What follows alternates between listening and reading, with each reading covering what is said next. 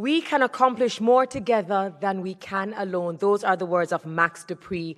Good morning, good afternoon, good evening, depending on which part of the world you might be tuning in from. Welcome, bienvenido, bienvenue, benvindo. Welcome to the 7th Regional Platform for Disaster Risk Reduction in the Americas and the Caribbean, RP21. Today is day 2, and the theme is Building Resilient Economies in the Americas and the Caribbean.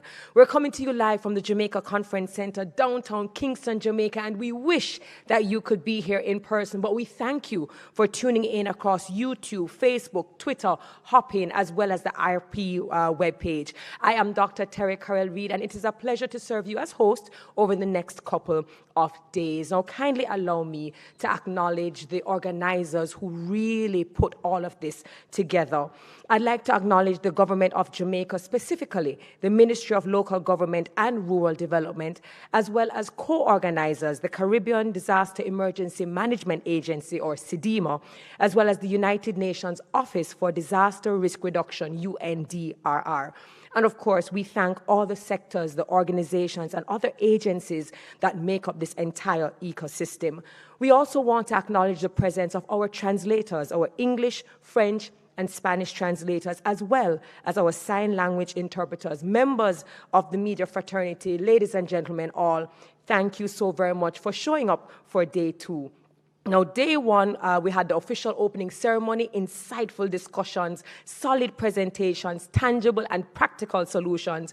We had a press conference, and we even have a special media training session that is in place for members of the media fraternity, and that will take place up until tomorrow, every single day at 12 o'clock. And we encourage our journalists, our media practitioners to register for that particular media training, just to learn about the appropriate language that needs to be used. So we said that this is day 2, and we just want to announce that today's special event is the Regional Action Plan meeting with members states, and that is going to be a closed event. So we're going to dive right into our new session, our high-level session 2 for today. The title, Building Resilient Economies, Building Back Better and Greener, Leaving No One Behind. And our organizers for this session are United Nations Programme for Development, UNDP, as well as Economic Commission for Latin America and the Caribbean, ECLAC. Our esteemed moderator is Laura Cardenas Lorenzo, Consultant in Communications and Visibility for the area of governance at Eurosocial Plus. Please welcome them all. Do enjoy.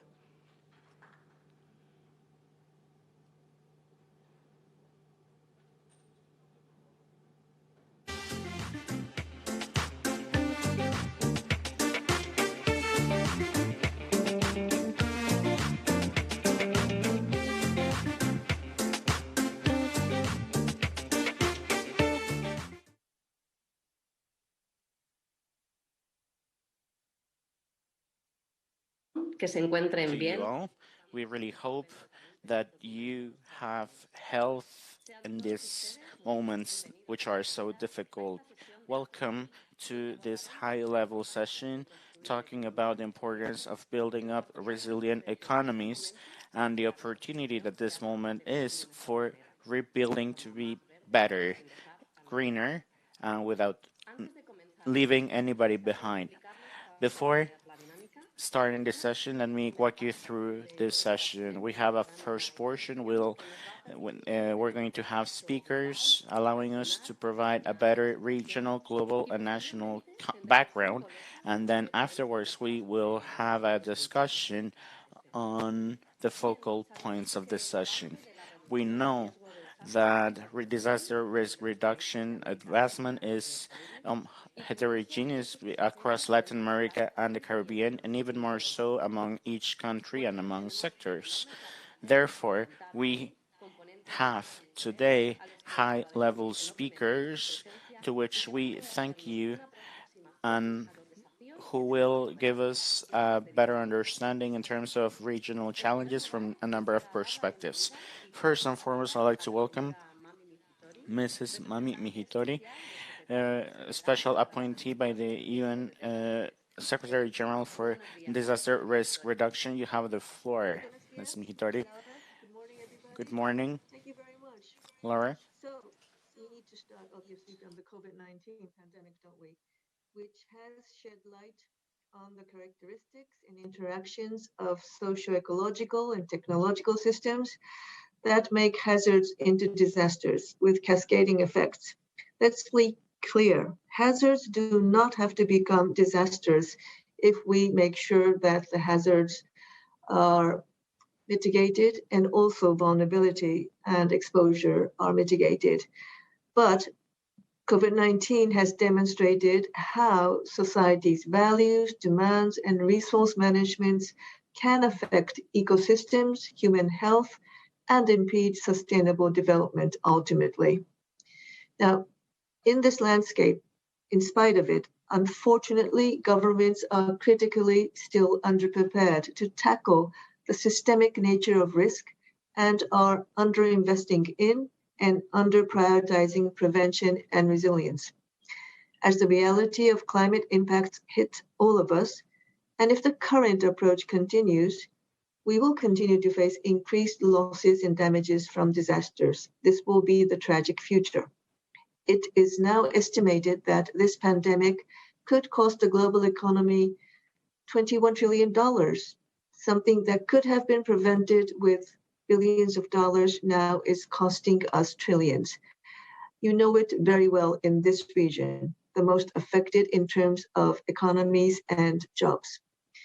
And we cannot understand these impacts without considering that the Americas and the Caribbean continue to be the most unequal region in the world. It is a region where most of its population live increasingly in cities which have been developed informally with degraded environmental situations. The economic impact of the pandemic in your region is consistent with the impact the region suffers as a consequence of all other disasters. The region has 9 out of the 10 countries and territories that have had the highest percentage of disaster-related economic losses in relation to the GDP over the last 20 years. And these are the cases of mostly Caribbean, small island developing states. Even before the pandemic, the region observed 53% of the global economic impact as a result of climate-related disasters.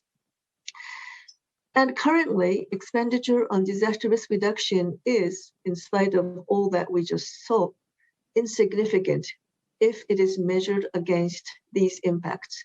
At the global level, domestic public finances earmarked for risk prevention, so something before disaster happens, are, on average, less than 1% of the total national budget. This is a chronic underinvestment in disaster risk reduction. Investing in disaster risk reduction is a precondition for sustainable development in a rapidly changing climate.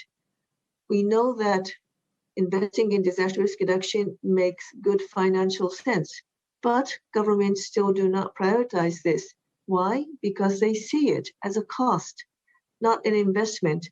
They see it as a cost for an event that may never happen or may happen not today or tomorrow, but in 30 years. But when they do happen, they result in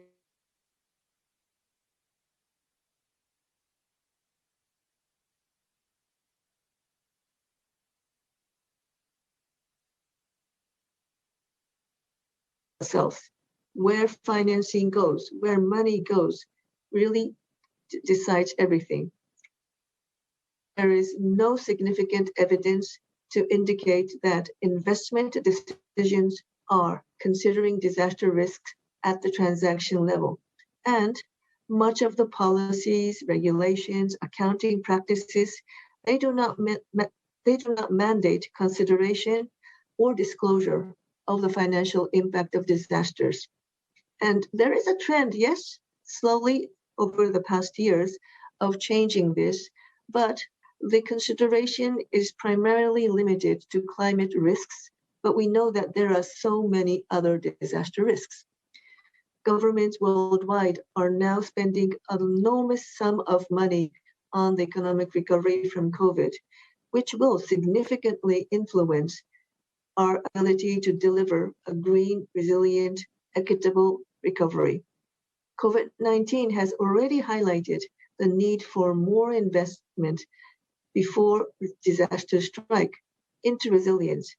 And the economic stimulus packages to recover from COVID-19 that is going to be happening all over the world, this actually provides a golden opportunity to address multiple risks, including climate change impact and making our societies resilient and prepared for the next shock. And the opposite is also true. If we don't make this recovery green, resilient, equitable, then we are creating new risks. And in order to make the recovery truly green and resilient, it requires in our approaches, synergies and efficiencies in the allocation of where our limited resources should go and how they should go. Of implementing a prevention-first policy across all sectors, all agendas. We must make sure that all investment decisions related to capital investment, social expenditure, environmental protection are all risk-informed. And this is true for both public and private investments. Because if you only look at trillions of dollars will be invested in the coming years, and 80% of this is going to come from the private sector. So if this is not done, investment in infrastructure is not done in a resilient way, we will be creating new risks, and this will lead to more damage to infrastructure and disruption of basic services when we need them most. We also need to work to ensure that financial institutions and banks, that they align their strategies, operations, and activities with the Sendai framework, developing enhanced guidance, integrating disaster risk into procurement processes, accounting practices, and international and national accounting standards. These are all very critical. And while risk transfer is not the same thing as risk reduction, we also need to create an enabling environment for effective insurance. And we need to narrow the protection gap. The insurance sector could also incorporate risk prevention into their operations to build resilience. Now, these are just some examples of the extent to which disaster risk reduction can be embedded into investment and financing. COVID-19, climate breakdown, make clear that shocks cannot be reduced unless the dynamic and systemic nature of risk is first understood. Second, that good risk governance is implemented. And third, importantly, as we are talking today, that we invest in resilience. Putting into practice the lessons that we have learned painfully from the pandemic means putting forward a coherent implementation all the global agendas, Sendai Framework, Paris Agreement, to achieve SDGs, because we have learned that everything is connected. Putting risk and resilience at the heart of our efforts. And in each sector, this is the only way to achieve the goals that we have set for ourselves toward 2030. And this is the only way that we can address the complexity of the challenge. Thank you very much. Muchas gracias, señora Mizutori. Como bien dice, es el momento. Thank you very much, Mrs. Mizutori. The time, as you are put it so well, to take advantage of this golden opportunity. Next up, we have Mr. Luis Felipe Lopez Calma, Assistant Director in the region for Latin America and the Caribbean for the UN Program for Development. Good morning, Mr. Lopez Calva. Thank you very much. I want to start by congratulating the UN Office for Disaster Risk Reduction, the government of Jamaica, and SIDIMA for organizing this very important event, and also to thank them for allowing UNDP to be part of this conversation, as we are partners on the ground in the response to many of these events and all these development of these strategies. And also, I'm very honored to share the panel with Mami Misutori, the SRSG for Disaster Risk Reduction, Secretary Gramajo Vilches from Guatemala, and a good friend, Senabel Sacco from the World Bank. So I was asked to present in Spanish, so I'm going to switch to Spanish now to share a few thoughts on these issues. And if I can use my presentation, please, I can start. Perfect. So I want to say that one of the main objectives of disaster response and in general after this COVID crisis is how we first prevent shocks that are transitory. Oh, sorry, I'm going to speak Spanish. Choques que son transitorios, ¿cómo evitamos que se conviertan We're going to avoid them from becoming something permanent. This is highly important, especially from a household perspective. I want to say as well that a main feature is that future is no longer what it used to be. What do we mean by this?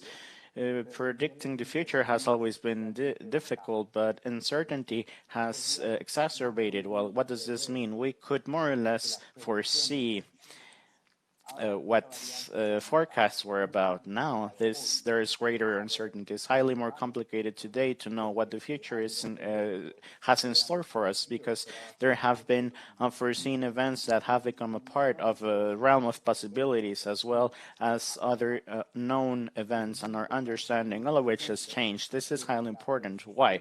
For example, persistency and natural phenomenon intensity has increased. We have more natural shocks today than a few decades ago, and the effects of these are more important after COVID.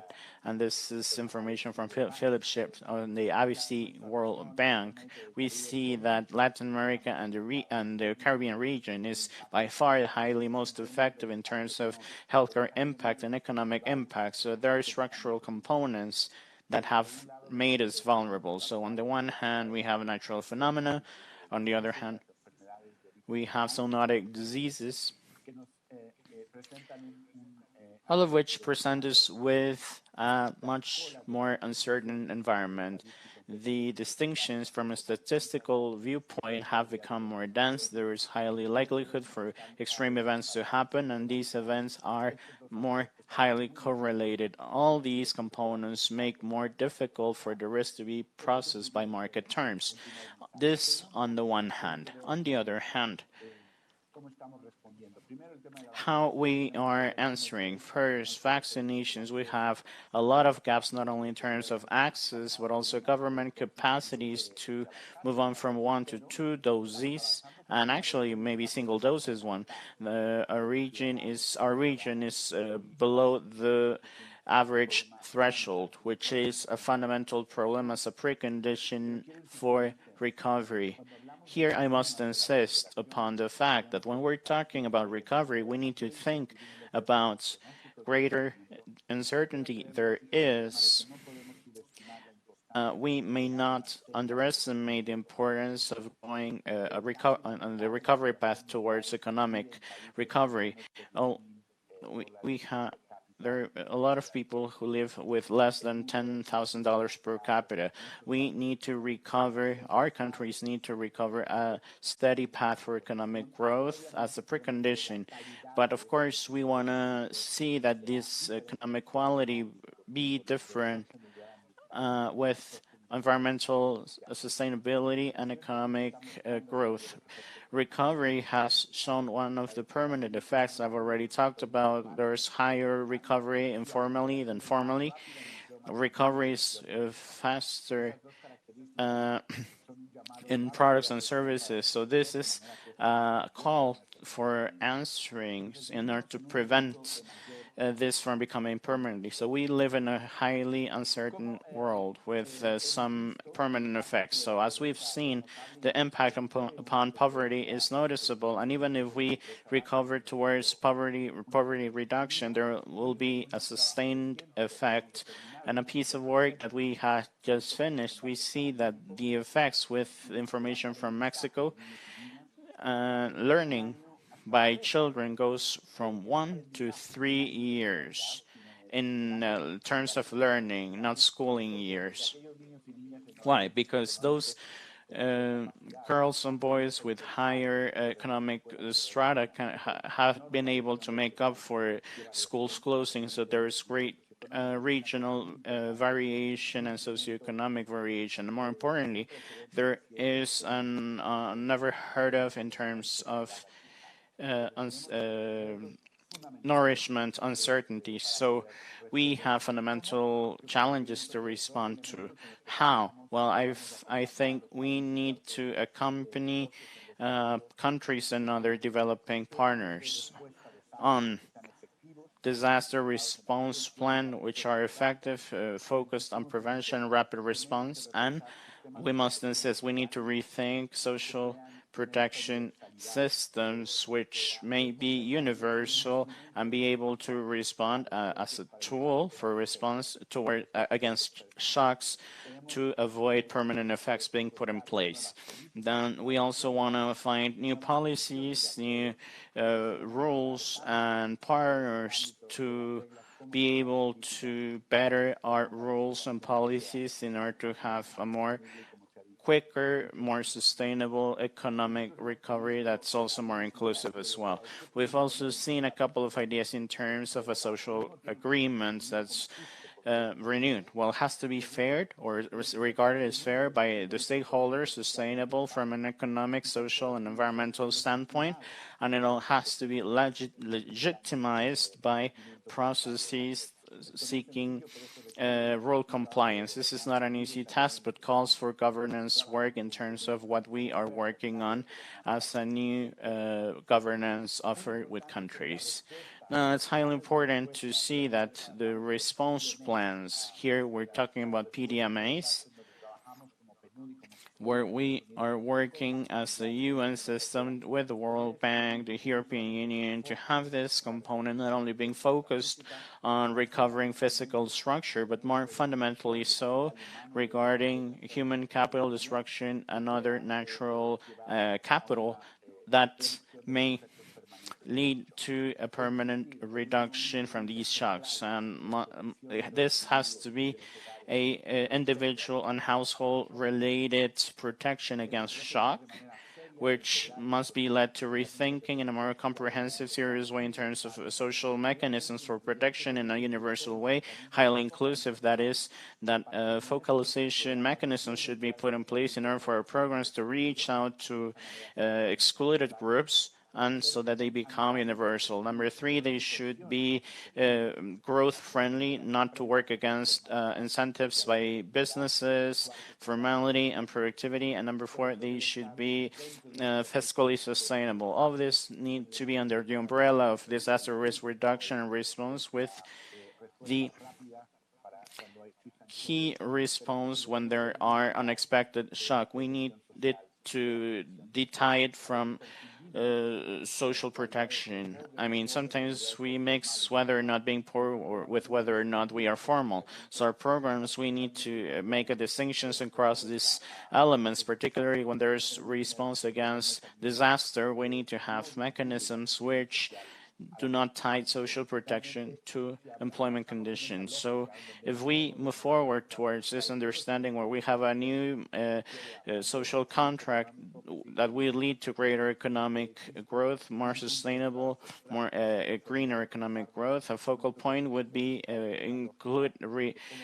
rethinking a logic of how to protect households against systemic shock in such a way that they won't lead to any permanent effects, that which leads to be unequal, that will widen our economic inequalities across the region. So here we have DRR and other partners within and outside the system engaged with this. We will keep on working with other stakeholders in order to build these systems which will protect the most vulnerable ones. Thank you very much for inviting me to this presentation.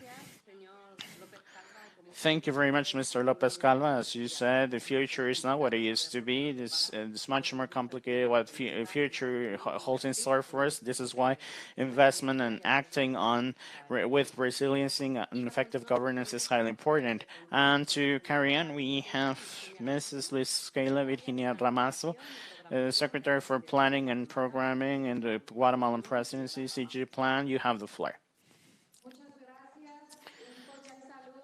Thank you very much. I must send my regards to the DRR and the World Bank Director with whom I will share this panel. Because of time constraints, I move on to my presentation. I was invited here to present the best practices in Guatemala regarding disaster risk reduction for development planning. Guatemala and Plan has sought including risk management for national planning. So please, let's see my presentation. Thank you very much. Let's move on to the following slide, please. Let me tell you about how Guatemala, next slide, please. Thank you. So Guatemala had a development national plan as many other Latin American countries in 2014 towards 2032, focused on disaster management and circular economic value to our natural resources. This national development agenda was integrated with the SDGs, coupling this with other development agendas to see what the national priorities are, including territorial action, and municipal action, including but not limited to disaster risk management as our national priorities. This iteration was embedded into the National Climate Change Council. Guatemala was one of the first countries to have approved a Vulnerability Act in 2013 faced to climate change, and so they created a national council which remained idle for 4 years.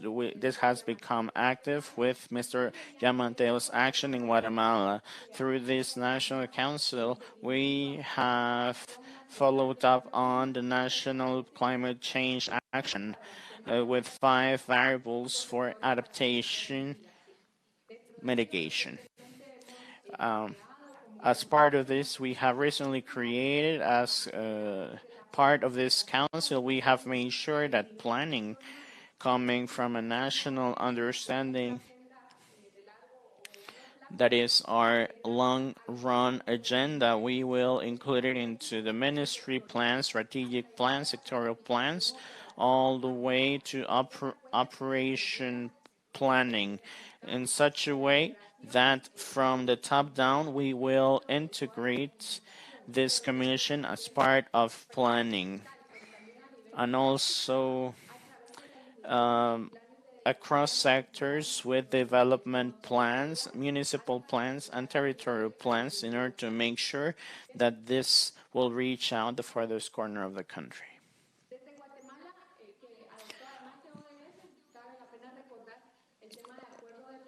We must also remember the Paris Accords on climate change. And so as part of this, Guatemala will reiterate the commitment to ameliorate public infrastructure through disaster risk reduction in order for it to become more resilient in the face of climate change. Guatemala from 2008 had also a tool that we've been able to share with ECLAC, referred to as public investment disaster risk management. So Guatemala will coordinate the national public investment program, and so with this tool we will minimize to the infrastructure risk. In 2020, an update was wrapped up with this tool, which has proven so useful to have management embedded into public investment, making sure that This tool will envisage all the potential factors working against the project, all of which is related to project sites with information with mitigation tools based on these results. And so we are looking for the state to reduce their financial efforts in constantly rebuilding this structure. Next one, please. Also, we are aligning our vertical planning in Guatemala, the national plan, and the mitigation.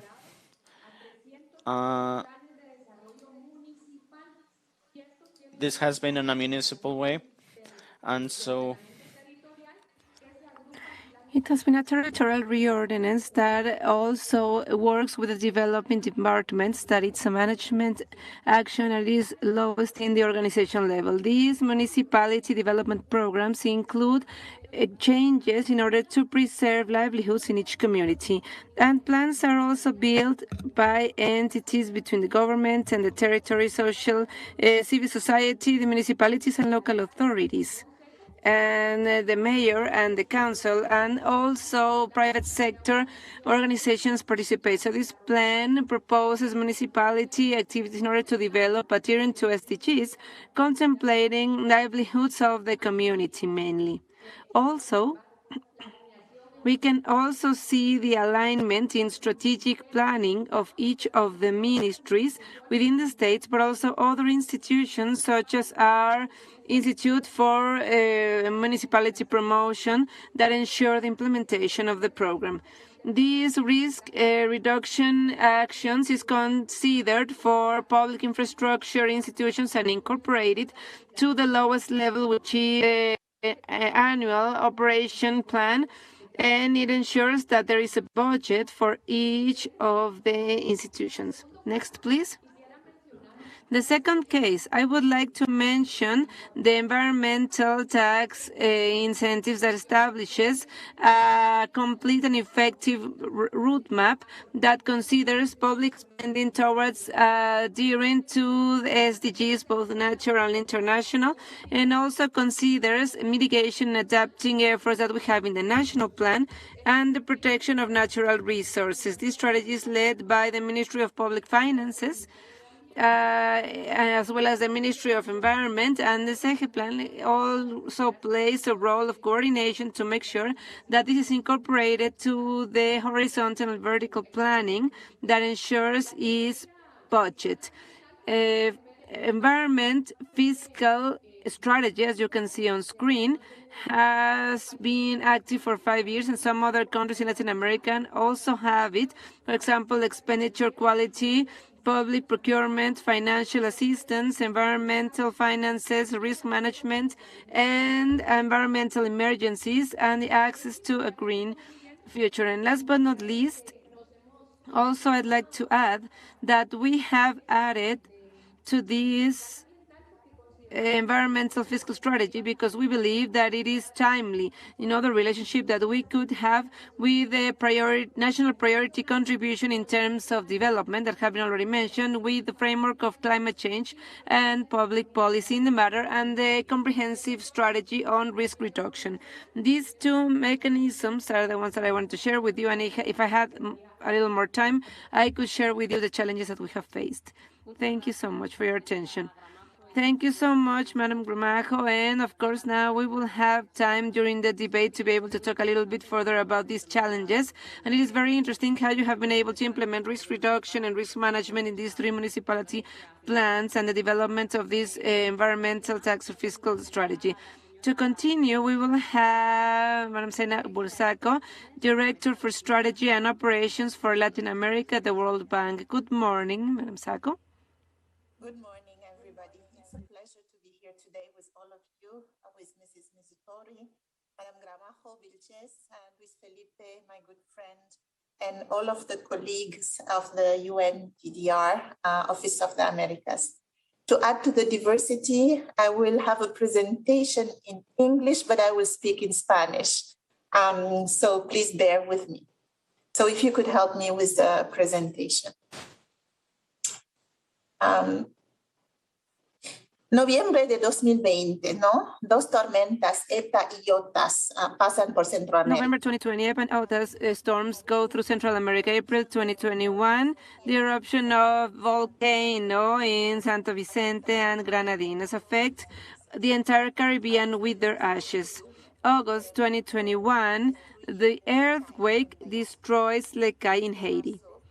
And from March 2020, the entire world was stopped by COVID-19.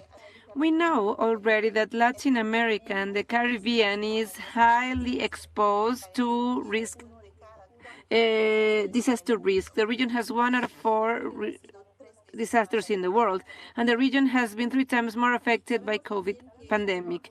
We also know that faster urbanization and the increase of climate change has aggravated by El Niño phenomenon, imply more human lives lost per adverse event.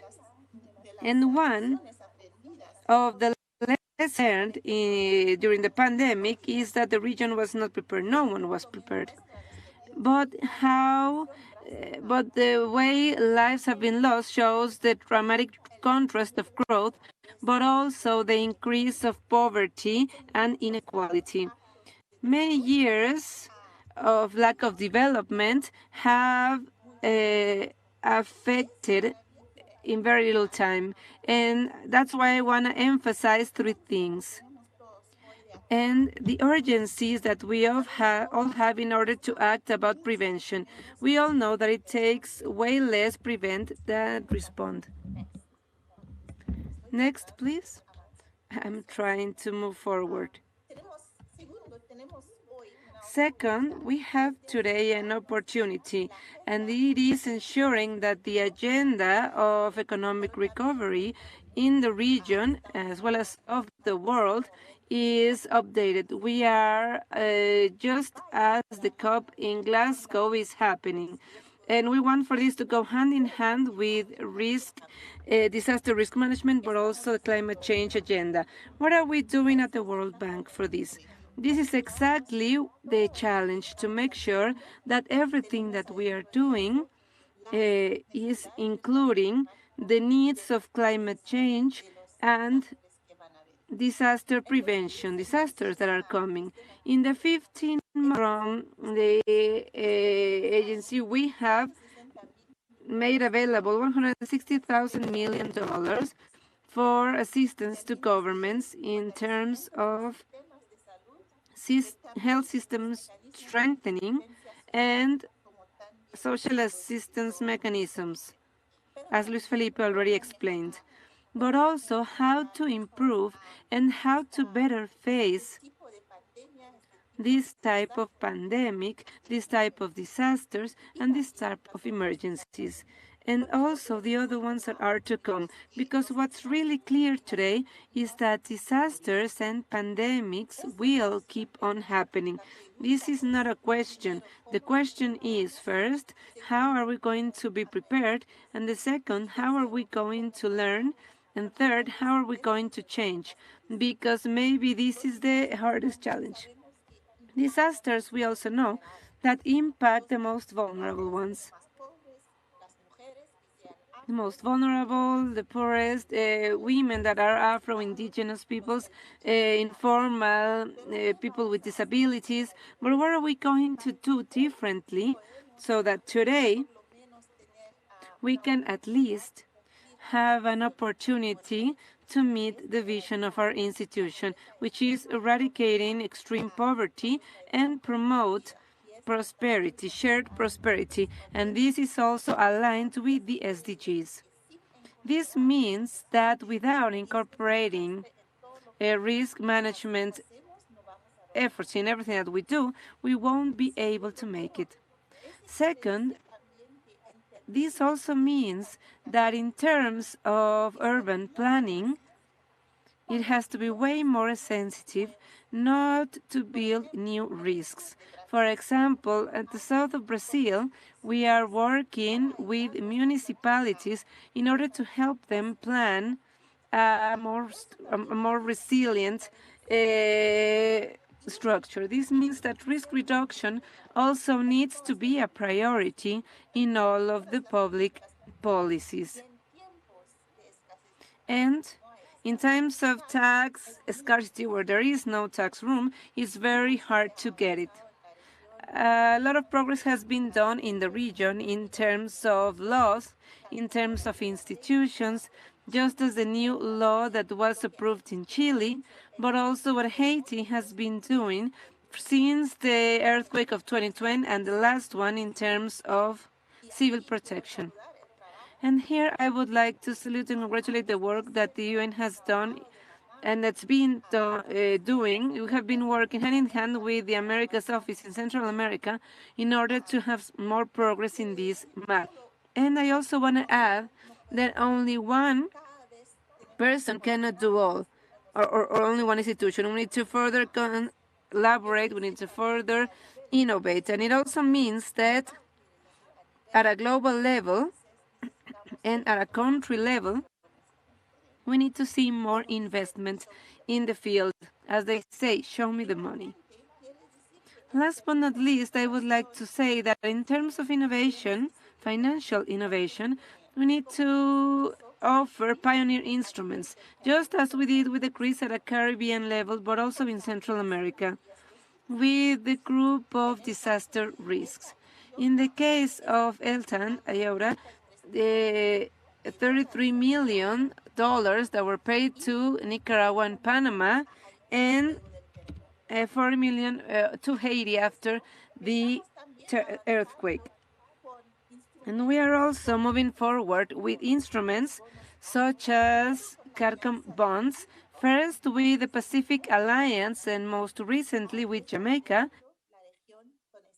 that's leading the region with this topic. We are also developing a new round of instruments that are for budgetary purposes, such as the CAT EDOs, that are at least incentivizing prevention with more effective plans. And finally, how are we going to work together? Because disasters do not differentiate borders, and no one can make it alone. In the private sector to the civil society, from governments, both national, international, regional, global, all the way to international organizations. This is the time to act. And this and more will be required to promote an economic recovery that's greener, more resilient, and more inclusive that the region so desperately needs after COVID pandemic. And we are ready at the World Bank to be able to do more and to do better and to work with all of you. Thank you so much.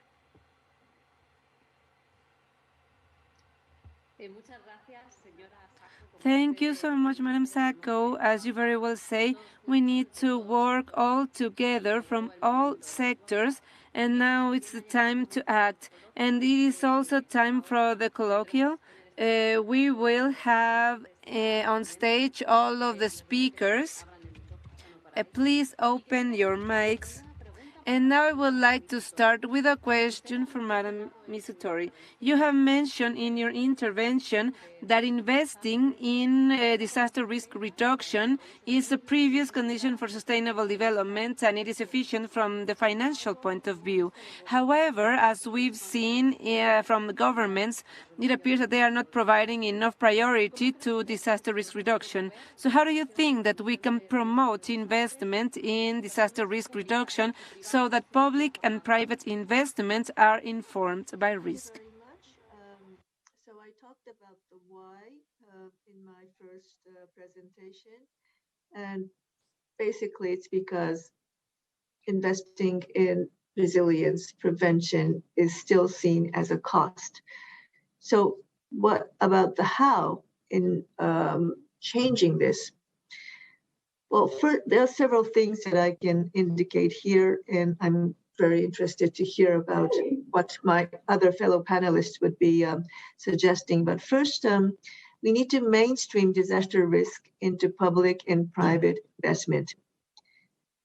national governments, regulators, they need to define sustainable, they need to define what is disaster resilient investment, and put these risk metrics into the broader investments to change the behavior of investors and raise more awareness of disaster risk.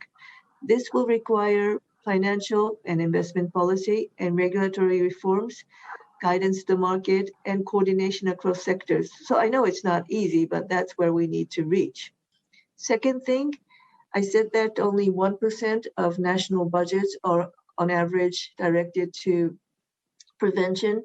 So we need to start tracking better what is the actual amount of money that goes into prevention financing, and also to identify the volume of investment utilized out of the budgeted allocation, and importantly, how much of it did it really reach the intended goal, the intended beneficiary. For this, observatories at national, regional, global.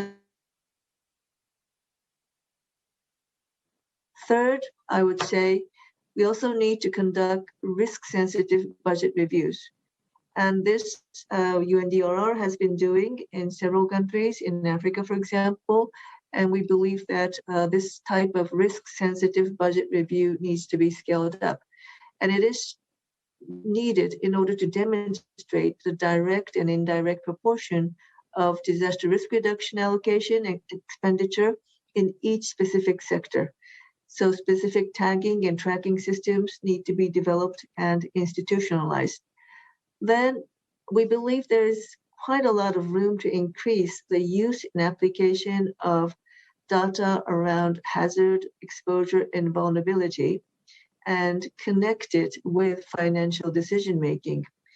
There are a lot of data out there. I think, the task is how can we bring this data together around, as I mentioned, hazard, exposure, and vulnerability, and they need to be formatted in the right way to ensure that they are used by the people who need to use them. And then finally, I would say we really need to work with the private sector. So about the Alliance of Resilient Private Sector for Disaster Risk Reduction, and we work with close to 30 networks worldwide. And they are really interested, engaged, because the private sector, a lot of the companies are very sensitized. They understand the importance of prevention and investing in resilience. So we need to work with them. And of course, we need to work with the insurance sector, because these are the people, the sector which has the most experience in working with risk, and they have the data. So absolutely working with the private sector is crucial. These are some of the lines of work that we need to pursue to promote risk-informed investment. And I do, as I said at the outset, I'm very curious, interested to learn from my very experienced fellow panelists on their opinion on this. Thank you. Muchas gracias, señora Mizutori.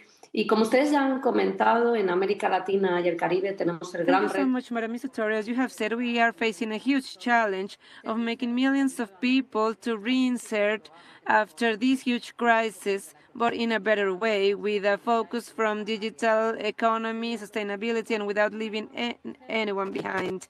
So could you please give us concrete examples that are being developed from the different countries, from the UNDP, that allows us to keep more in the agenda for a greener and inclusive agenda? Please, Mr. Calvo.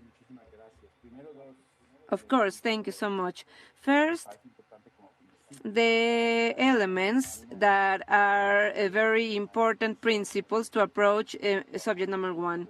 This increasing level of uncertainty in terms of risk that brings us to reinforce and rethink our risk management strategies from the prevention and response point of view, and elements that are also related to how to redistribute risk collectively, or how we share risk collectively.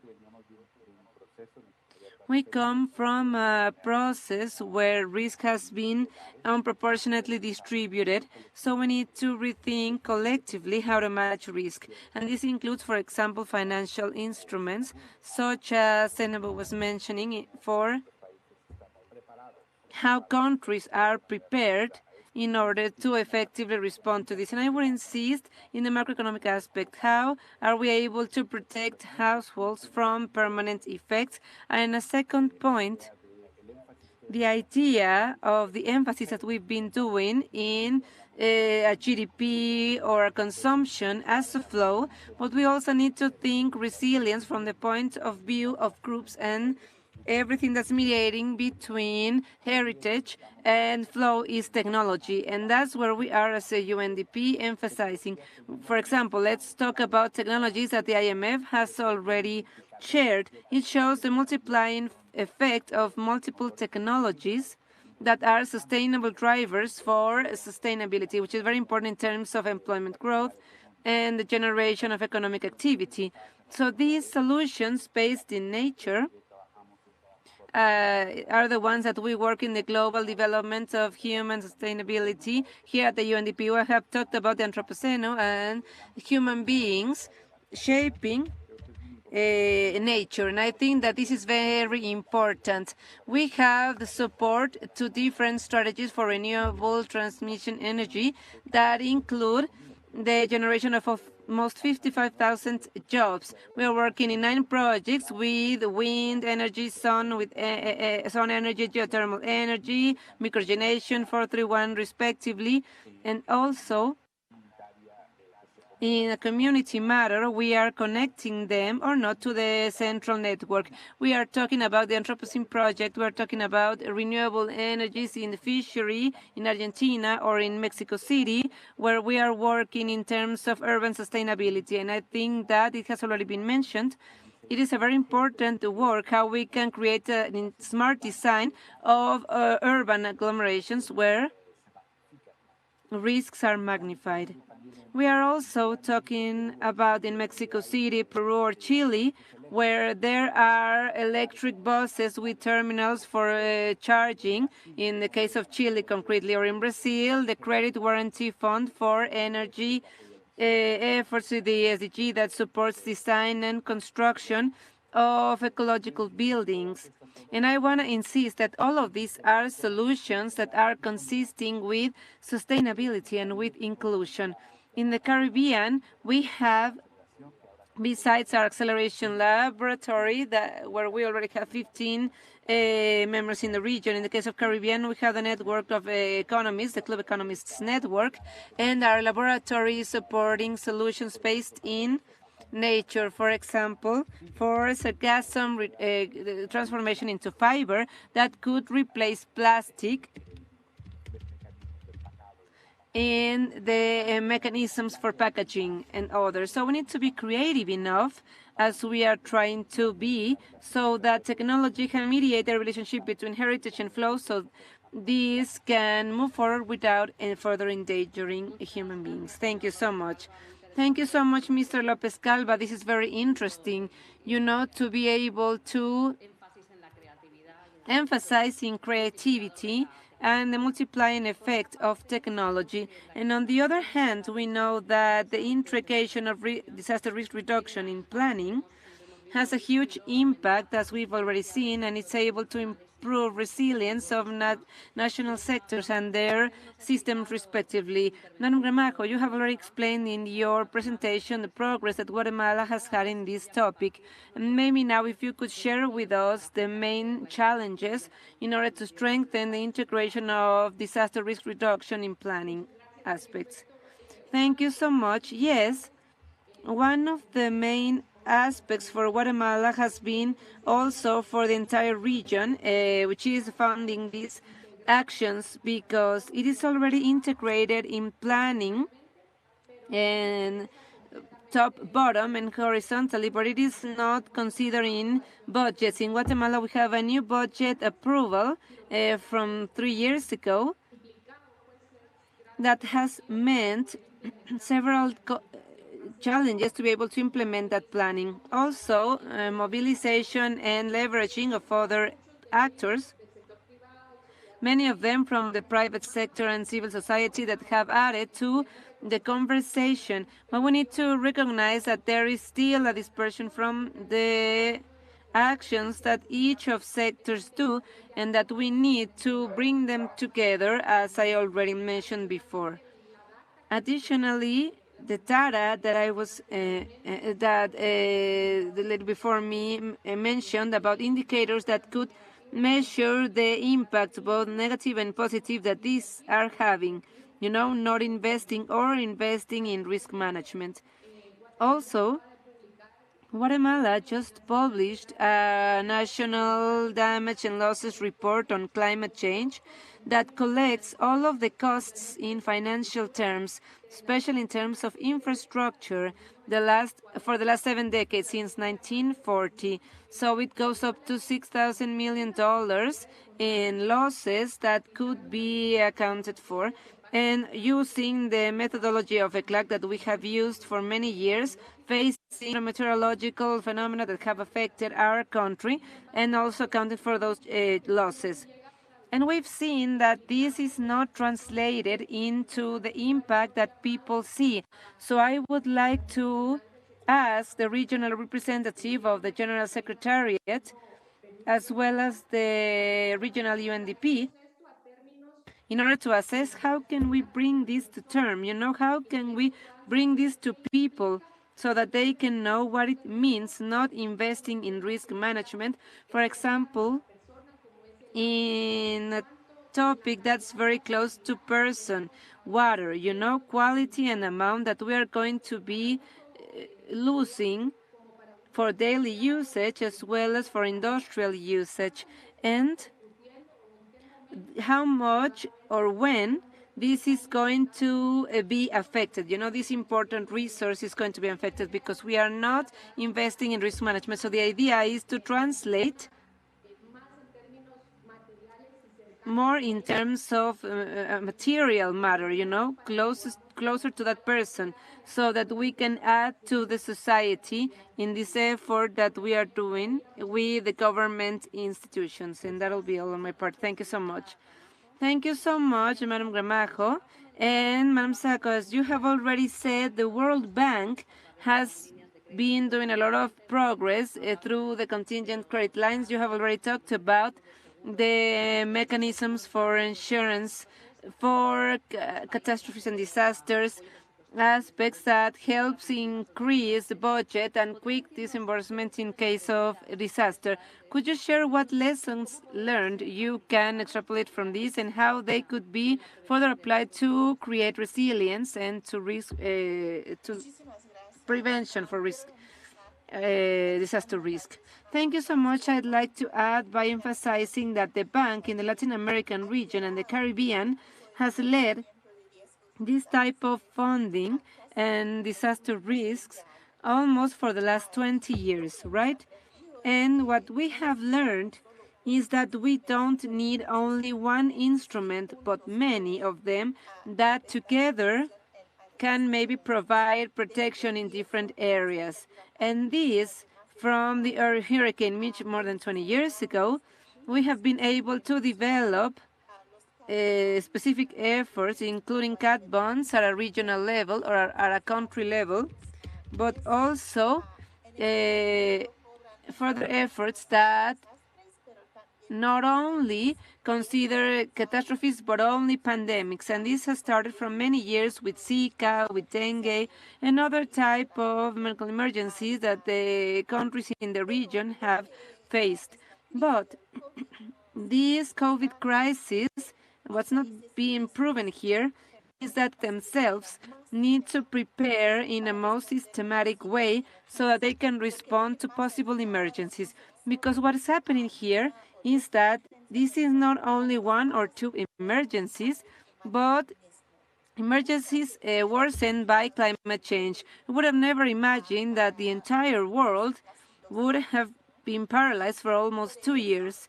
And within this, earthquakes and hurricanes do not care about this when the government is already trying to face COVID, and the impact in their health systems and social systems, schools, future, in all of the physical aspects. So we need to also elevate the level of preparation. We need to raise it because challenges are not really what were thought before. So I also want to emphasize on the fact that disasters and pandemics will keep on coming. The probability is one. This means that it's something extra, and not something extra that we can do. It's not something emergent that we can do. It's something systematic.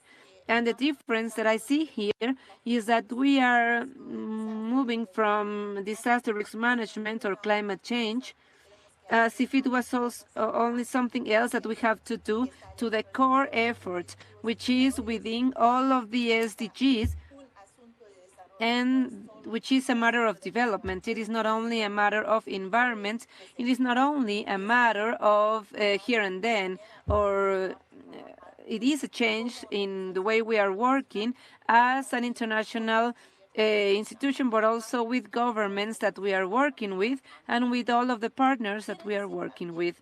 I also want to add at a strategy level, for funding, in terms of disaster risk, we need to prioritize. We need to prioritize, for example, the most vulnerable sectors. Luis Felipe already talked about schools, because we know that the impact that they are going to have on productivity is out there, but also about poverty cycles from one generation to another, which are very important dynamics that we cannot neglect. We need to analyze them, and we need to try to solve them. It also means sectors like tourism, how it has affected the Caribbean economy in a very, very hard way. We need to focus on this type of matters too. It also means that continuity plans for government plans have to be more systematic in terms of the type of scenarios that could happen. And last but not least, we need to maybe spend a little more time on constitutional capability, because for a long time, this is something that has affected response to crisis, and a matter of technology response to crisis, and a matter of technology as a way to leverage this multiplying effect, this inclusive effect, because to invest resources on. And another lesson learned maybe is that these type of disasters and crises put in perspective the problems that the region has had for a while. And I'm talking about the low productivity of economies, but also inequality. And today we all have the opportunity to rethink this future, what we have to do, how we can keep on moving forward, and how we can change the levels of productivity and this matter of inclusion. This means that we are at a very complicated time, but we are also at a time that's representing an opportunity to rethink, and maybe we can improve. They all talk about building back better. Maybe it's built forward better, because the past was not pink. It was not a pink bubble. So we could include all of these lessons learned in those designs, in those plans, and in those policies. Thank you very much. Thank you very much, Mrs. Sacco. Now, general question to all our audience and attendees. You have pinpointed a number of leverages which may be helpful in building up greater resilience and inclusion across the region. Out of these factors, which ones have been more advantageous and which ones have posed greater challenges? Mrs. Misutori, if you will, you may have the floor. So I think the most progress we have made, and this is sadly because of this terrible pandemic combined with the climate emergency, is that there is much more awareness out there, not only in the minds of the government and the private sector, but people on the street thinking that yes, if we could have prevented better, if we could have known better and took action, then so many people would not have had to die. So many livelihoods should not have been lost, and so many children would not have lost their opportunity of education, which will impact them for their whole lives. So I would say that's a part that has moved forward. But the part that has not moved forward is commensurate to that. Still, words have not, or change of mindset has not been translated into action. And I'm really worried about this recovery process, right? Because we keep on saying it has to be green, it has to be resilient, it has to be equitable. But is it really happening that way? We are already seeing quite a lot of studies that say that a lot of money that is being put into recovery is actually not focusing on that. And even when we are in the middle of, or well, when COP just started, there is already a lot of code reds that we see in terms of how we are investing in renewable energy. Will this really continue? Do we always go for the short-termism? So that's the biggest challenge. And if this pandemic, right, that so many of you said we never believed this would be affecting us so much, and everyone, if something like that can't change or can't impact on our action, what can? I would stop there, but I see that as the still biggest challenge. And I think we have the youth challenging us, but have we really accepted that it's a challenge and tried to change things? I'm not sure. Muchas gracias, señora Mizutori. Señor López Calva, quisiera añadir. Thank you very much, Mr. Lopez Calva. Do you want to add something else? I appreciate it. I think we are singing the same song here. I mean, in terms of what we were talking about a while ago.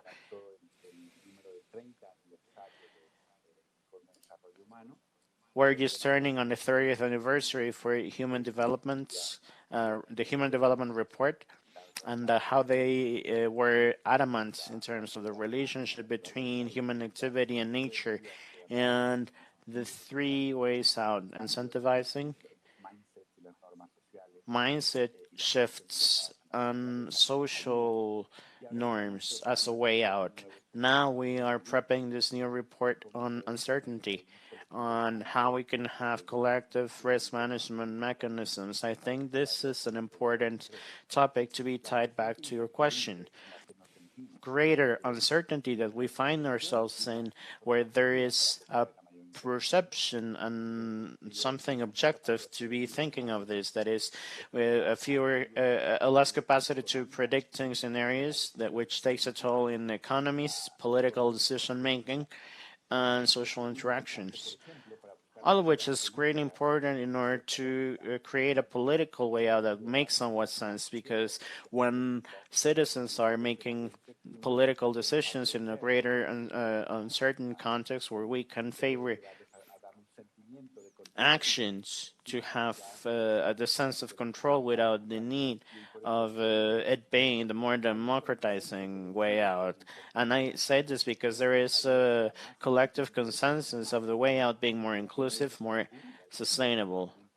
As this what had already been put back is not the right direction. We need to move forward, inclusive, in an inclusive and more sustainable way. I think here we had a couple of challenges. First, institutional capacities. This is not only capacities per se for yielding results, but also to legitimize institutions. There is fewer confidence by citizens in institutions, and so I believe that these two components are very important to be rebuilt, both trustworthiness in institutions and how effective institutions are, and fair. And on the other hand, we have funding. Fiscal realm is quite limited. We need to think out of the box in order to be able to fund the states and their response capacities. And so, most definitely, the private sector will play a great role there. And here we need one more time to create the proper conditions for the private sector to move their to make their move and go more sustainable with greater social inclusiveness, which is possible, but which calls for accompaniment and reforms, institutional reforms, which go hand in hand, veering towards that direction. Thank you very much, Mr. Lopez. Mrs. Romajo, I would like to get your take on this. Fully agree with our colleagues in terms of ownership by countries, not only by their societies and their government agencies, among other stakeholders. We have gone great lengths. We have become familiar with this topic. We have put it into planning instruments, not only by Guatemala, but across the region. And the main challenge remains funding, as yes, people have already said. Thank you so much, Mrs. Sacco. Is there anything else you would like to add in this regard? I appreciate it. Yes, I could only agree with their previous statements. Maybe in progress by institutions, by financial instruments, and so on. There, we are able to see the extent to which the Haitian earthquake was addressed in 2021 versus 2020, but there are a couple of issues, including governance and safety and security, which remain to be addressed. Now, where we need to work further, I think, is the urgency to change, whether by the government, by people, by the world. We haven't talked enough about this, but I think this remains really important. How can we better prepare on an international level where we know that institutional capacities remain very low, where we won't have as many financial incentives. Now, this is on a national scope, also on a regional scope, local scope, where we know that there are economic, political scopes which are which vary from region to region. All of these can be seen, and the instructions and directions that are part of COP. How can we then harmonize these outputs in order to make a difference? There is still a lot of work to do. I also think that there's a lack of focus because we know that there are a number of vulnerable people which has exacerbated from the middle class, and then as a result of this shock, their poverty threshold they're getting back into, right? So we know with this crisis where the poverty is, where the most vulnerable ones are, whether indigenous peoples, whether people in the coast, which are and remain more vulnerable to climate change. I think there must be a lot to do here in terms of inclusion, because this will be key, as said by Luis Felipe, to social tissue sustainability. When we're talking about prioritizing, we need to deal with the kind of country, kind of future, and kind of world that we want to have. And so this remains the core of the matter, how we can reach a political decision making that would address the question is the question in and of itself. Thank you very much. Thank you very much. This is quite inspiring, Mrs. Sacco. And so we are reaching the end of the session. Just a couple of last remarks. Heading to the ministry meeting, can you mention a couple of rebuilding actions for a more greener, more inclusive, more resilient societal reconstruction. Mrs. Misutori, do you want to take the floor first? Yes, so I think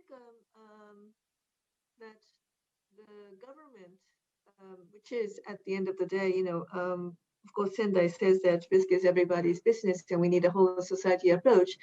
But the government, and especially the national government, needs to lead the way. And one very concrete recommendation or just plea, if I may, is that we need to change the way that we operate from having a sector to sector vision about risk. Or if I may be a bit more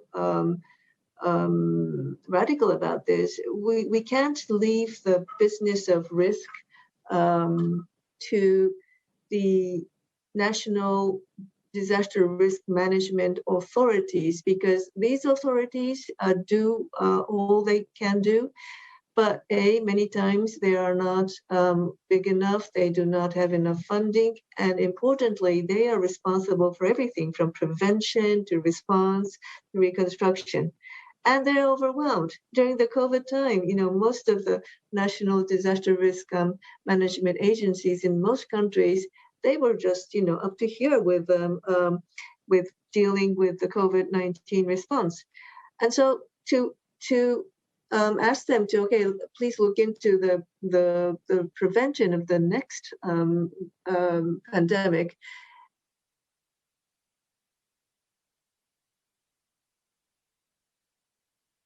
All of this, the risk is connected. We call it systemic risk. It means that, all the ministries in charge of different sectors, they need to come together and think about risk-informed agriculture policy, risk-informed education policy, risk-informed trade policy, and need to coordinate with the agency in charge of national risk. And importantly, at the highest level of the political world, i.e. the prime minister or the president, this whole has to come together. So that's what we've been talking about for a long time, but that hasn't happened. And that's why we are seeing what we are seeing right now during COVID.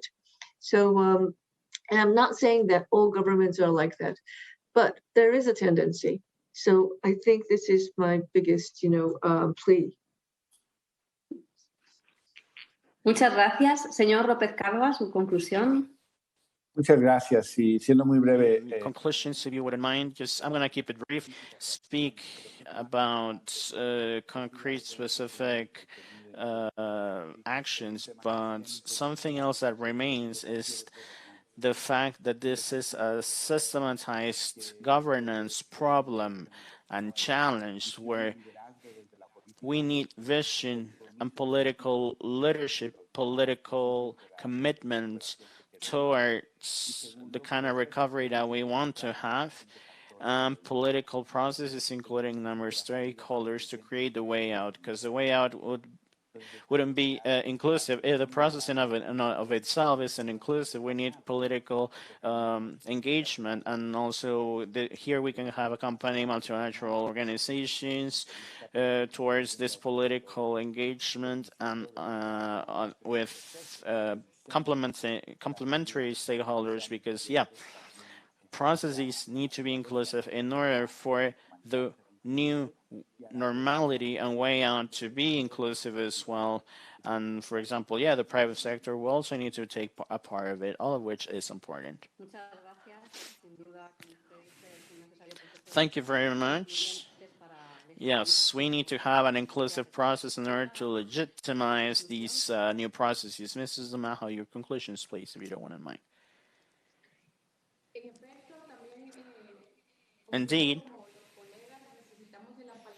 I shall join my colleagues. We need leveraging other stakeholders, most notably from the private sector, international funding, or the most vulnerable countries such as Guatemala, because we're highly vulnerable to climate change, and we and other countries we may have access to because they're funds.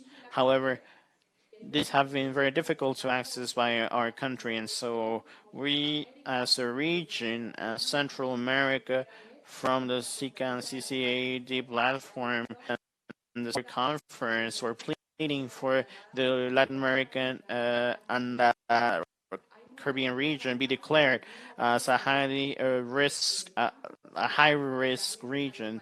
There are other world banks who already are outlining most vulnerable countries as insular countries, but for which there are no dedicated funding for more vulnerable countries towards climate change who are suffering the most. So yes, we need to add this to the conversation. Also, I'd like to seize the opportunity to thank you for this opportunity and to be able to talk to you today. Thank you very much, Mrs. Aramajo. Mrs. Sacco, closing remarks, please. Thank you very much. We need to act now without leaving anybody behind. That's crystal clear. Second, disaster risks such as climate change, we know them to be as key to development. This is not an extra thing to do. This will need to be included as part of plans, funding, and other programs, including also all the perspectives that the countries are looking at. Finally, I believe that this is the opportunity to look ahead of us, to think of the future. This is our pathway at the bank, the kind of world that we want, whether or not we want to have a greener, more resilient, more inclusive future. We want it so to be. We need to invest further. Thank you very much. This is all I have for closing remarks. Thank you. Thank you very much. Yeah, what kind of future we want to have, right? How we're going to engage accordingly. Mrs. Misutori, Mr. Lopez Calva, Mrs. Damajo, Mrs. Sacco, thank you all very much for partaking with us today. I must thank you. Without further ado, we are hopeful in our work by every one of us towards this new stage of affairs, this golden opportunity, as you called it. I think that this is a very fruitful debate that we're talking about. I'm sure that all the lessons learned and experiences will be helpful in building up more resilient economies towards this new future. So without further ado, we hope you continue partaking in this platform. To me, it's been a pleasure being able to join you guys, and I thank you. Have a good morning, good afternoon, good night.